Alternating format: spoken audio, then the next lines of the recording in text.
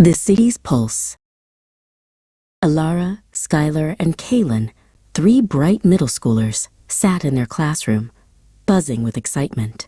Their teacher, Ms. Anya, had just announced their new social studies project, Exploring Urban Landscapes.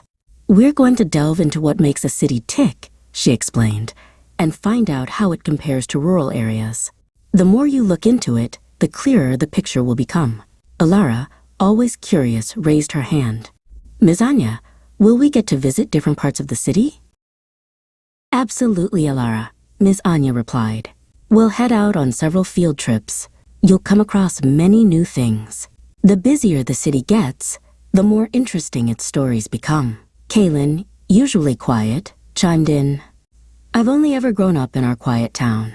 I wonder what it's truly like to live in a bustling city. Is it much different from our peaceful countryside?" Their first city trip began on a bright Tuesday morning.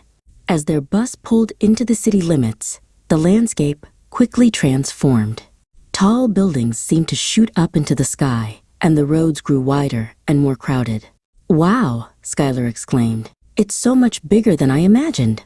The more buildings I see, the more I feel like a tiny ant." Kaylin was wide-eyed, trying to take in all the new sights. They stepped off the bus into a whirlwind of activity. People hurried along sidewalks, cars zipped by, and the air was filled with a symphony of honking horns and distant sirens. "Everyone seems to be in a hurry," Alara observed. "The faster they walk, the more determined they look." They watched street vendors set up their stalls and office workers grab a quick coffee. It was a constant flow of life.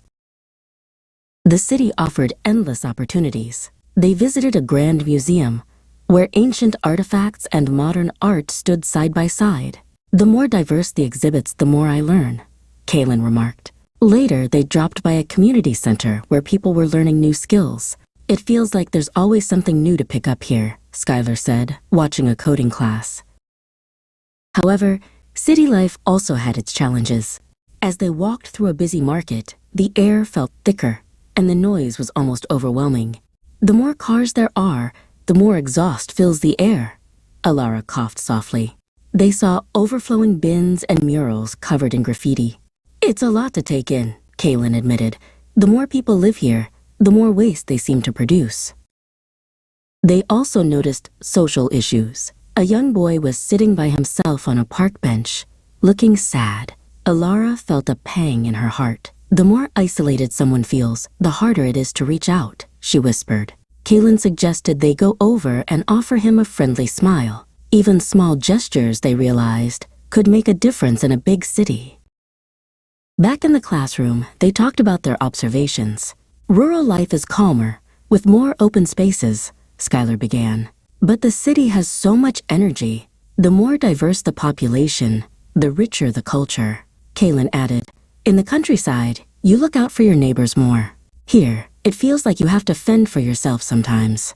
But the more opportunities there are, the more people flock to the city."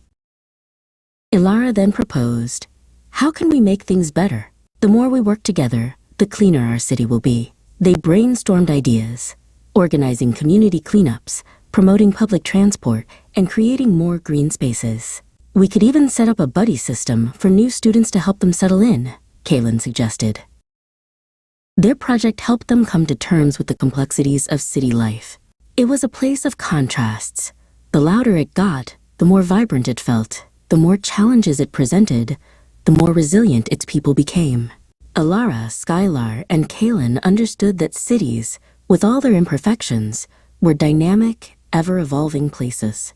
They resolved to do their part to build up a better future for their urban home.